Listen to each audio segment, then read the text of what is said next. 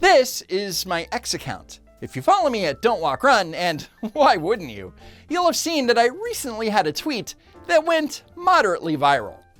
It all started when President Trump was speaking to reporters and was asked about the construction of a new White House helipad. We're building a helipad, beautiful helipad, and it's got the seal of the White House on it in granite, in carved granite. It's really a beautiful thing. Now, as you may know, when Trump leaves for the airport, he takes Marine One, which lands on the south lawn of the White House. But the new version of Marine One, the Sikorsky VH-92A Patriot, is so powerful that it was lifting the grass off the ground and flinging it all over the place. Well, they're about 2.5 times more powerful than the old ones. And when you land on the grass, it's not that the grass gets discolored, it gets ripped out. And it was all over. They landed it once, and nobody planned for this. This was a little bit of a planning mistake. So they landed the helicopter, and half of the grass was sitting in front of the Oval Office front door. So Trump claims that he basically came up with the idea of building a helipad, and since it's Trump's idea, Democrats had to do what they do best: lose their absolute shit and invent a completely fictional crisis. So the official X account for the Democrats posted, "Can build a brand new helipad, can't fund healthcare." So what does one thing have to do with the other? I couldn't tell you. And I'll tell you, Sikorsky is paying for it.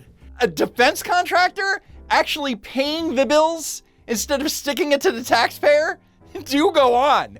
You know why? Because they didn't tell us how powerful these helicopters were, and they felt a little bit guilty. They sold us I like power, by the way. I think it's great for a helicopter. And they are paying for the cost of it. It's about $5 or $6 million. They're paying the full cost. So to recap, cost to the American taxpayer? $0.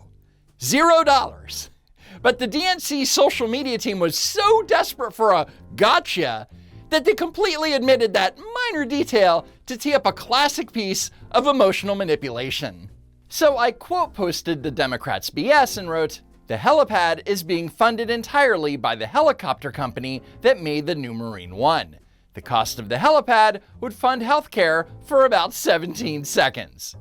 Now, admittedly, my math was off, because when you break down the cost of Medicare, we spend roughly $31,500 a second. So the cost of a $6 million helipad would fund free healthcare for around 3 minutes. Anyway, the Democrats' post was seen almost 900,000 times and got a whopping 2,500 likes. In comparison, my quote post was seen 686,000 times and received 21,000 likes. Now, I'm no math major, but that's what the kids on the internet call a pretty substantial ratio. Now, my videos on YouTube take time to produce, and as a one-man band, I can only crank out about 2 videos a week. But I am on X daily, constantly pointing out the Democrats' daily struggles with the truth. For example, the Democrats posted this image quoting President Trump as saying, "I want to drive housing prices up." But what Trump actually said, Existing housing, people that own their homes, we're going to keep them wealthy. We're going to keep those prices up. We're not going to destroy the value of their homes so that somebody that didn't work very hard can buy a home. We're going to make it easier to buy. We're going to get interest rates down. But I want to protect the people that for the first time in their lives feel good about themselves. They feel like that they're wealthy people. And I want them to understand it. There's so much talk about, we're going to drive housing prices down. I don't want to drive housing prices down. I want to drive housing prices up for people that own their homes. So for clarity, President Trump said, "I want to drive housing prices up for people that own their homes." But the Democrats put a period halfway through the sentence to completely change the context. Because pointing out that Trump wants to protect the equity of current homeowners doesn't quite sound like the comic book villain that they desperately need him to be. Next, Fact Post News, another DNC-run account, wrote, "A food safety inspection at Trump National Golf Course in Virginia revealed a large quantity of small flies and foods stored at dangerous temperatures." Nope. According to Loudoun County, Virginia Health and Human Services, every single temperature logged by the health inspector fell completely within the safe zone, and the restaurant received a fully compliant IN rating for all food storage temperature categories. As for the flies, the health inspector observed a large quantity of small flies in the storage room near the employee restrooms. The report doesn't specify what was actually kept in that storage room, but I promise you, if food was being contaminated by a swarm of flies, the health inspector most certainly would have mentioned it. For the first time in over 10 years, 0 female active duty naval officers will be promoted to admiral this year. This comes after Pete Hegseth personally blocked the promotion of multiple women without cause. And this is a problem, why exactly? All right, it's not. Senator Raphael Warnock's proposal to ban private equity firms from buying up single-family homes is now federal law. But as this community note points out, that's fact post false. The new law caps the number of single-family homes that can be owned by private equity at 350. It is not a ban. Calling a cap of 350 homes a ban is like saying a speed limit of 65 miles an hour is like a total ban on driving. But the Democrats, they just can't help themselves. Every minor regulatory tweak has to be dressed up like a historic progressive triumph to keep the base happy. And it's not just official DNC accounts pushing misinformation, it's self-described journalists like Aaron Rupar, who makes a living by posting incredibly misleading clips on X, like the following. Trump looked like he could barely get up the stairs while boarding Air Force One.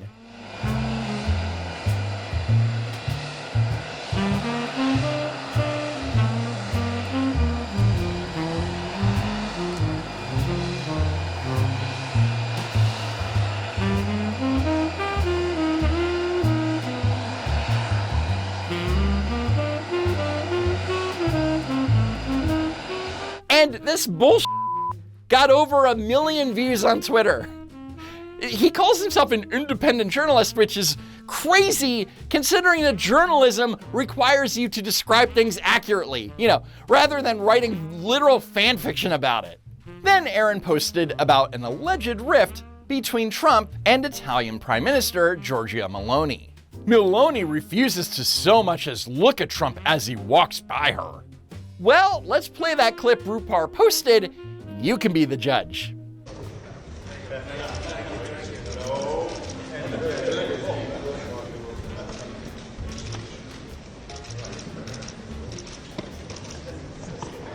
What? But don't worry, Rupar would later post this definitive proof. Oh my God, he's right! During that split second, Meloni wasn't looking at Trump, but Trump wasn't looking at her either. At least Rupar didn't claim that Trump was asleep. I'm sure he thought about it though. So proving that even a broken clock is right twice a day, Aaron, who posts dozens of clips daily, just throws everything at the wall hoping that something sticks, really hit the jackpot with the following actual Trump gaffe. I told this story yesterday, we had 111 missiles shot by the Islamic Republic of Japan. They were shot at the aircraft carrier. Obviously, Trump meant Iran. Look, it's a funny, probably harmless slip of the tongue. But of course, guys like Aaron Rupar are gonna act like Trump is actively preparing to declare war with Nintendo. Former one-term Tea Party Republican turned professional anti-Trump reply guy Joe Walsh posted, 25th Amendment. Governor J.B. Pritzker wrote, Donald Trump is suffering from dementia. Someone needs to step in before it's too late. Others posted responses like, tell me again how Joe Biden was slipping. Or, whenever Biden misspoke like this, it was front page news. Trump does it several times every day, and nobody says a thing. Nobody says a thing? You guys are literally reposting Rupar's tweet to the tune of 35 million views. And as for the when Biden did it crowd, you mean the guy whose cognitive decline was actively covered up by the media for 3.5 years until they couldn't cover for him anymore? Yeah, great comparison. Imagine what would have happened had Joe Biden said the words Islamic Republic of Japan at any time during his presidency. All I know is that the Democrats and the media either would have called it a cheap fake, completely ignored it, or denied that it ever happened. If Joe Biden said this, Republicans led by GOP Majority Whip would be demanding hearings on his competency already. And yet, despite the fact that Joe Biden spent 4 years shaking hands with invisible people, getting lost on stage, and reading his teleprompter instructions out loud, there were a total of 0 congressional hearings regarding President Biden's mental competency. But it's adorable that this person thinks that the GOP actually does anything. But since all of these accounts screamed whataboutism, I now have permission to bring up the Robert Hur incident. Remember when Biden wasn't charged with the crime of mishandling classified documents because he was a well-meaning elderly man with a poor memory? Well, I would like to play for you part of the press conference where President Biden attempted to defend himself on the matter. President Biden, something the special counsel said in his report is that one of the reasons you were not charged is because, in his description, you are a well-meaning elderly man with a poor memory. I'm well-meaning, and I'm an elderly man, and I know what the hell I'm doing. I've been president. I put this country back on its feet. But then, moments later, after being asked about opening up the Rafah border crossing between Gaza and Egypt, Biden got confused. As you know, initially, the president of Mexico, Sisi, did not want to open up the gate to allow humanitarian material to get in. I talked to him. I convinced him to open the gate. So the irony here is that Joe Biden's like, my memory's fine. But then calls the president of Egypt the president of Mexico, and then thinks that Mexico borders the Gaza Strip. 81 million votes, guys. 81 million votes. Anyway, that's it for now. Head on over to my super cool merch store at don'twalkrun.shop. As always, thank you so much for tuning in, and I hope to see you next time, if there's next time.